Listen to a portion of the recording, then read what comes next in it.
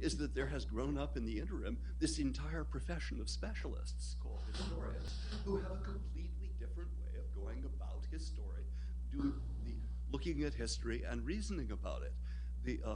Our history, John Reed has a very nice account in his work on revolutionary lawyers of the kind of history they use as forensic history. Coke, in a sense, doesn't mean for people to take literally his assertions about what the Anglo-Saxon Constitution actually was. He's completely aware that he's modernizing the Anglo-Saxon Constitution, but these arguments in our tradition are unavoidable. As Keith Whittington says, for example, we appeal to the founders as authoritative lawgivers. That's one kind of historical argument. We have the authoritative lawgivers said this. We appeal to their authority and their example. Or we say, our traditions are this. Or we say, there's been a narrative of progress from that horrible thing to this relatively good thing, and our decisions are following that narrative of progress. All of this, these background narratives and assertions about what the past was and how it relates to the present are so omnipresent in our styles of legal argument, justification, and reasoning that I don't think the purification ritual that Professor Irving finds in Australia can be used in this country. Can I just say that I'm not for a minute suggesting that the past record is never used or never that it's improperly or it's always improperly used in legal reasoning.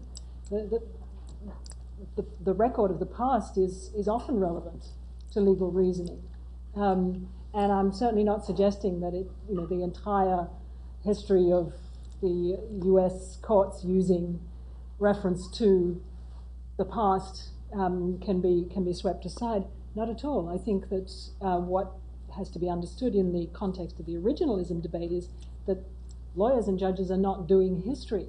They're using the past. If they're doing it properly, they're using it in the service of legal reasoning. That's different from what goes on, as I understand it, in the originalism debate, which is about what you can know about the past that history done by historians can actually throw a light on.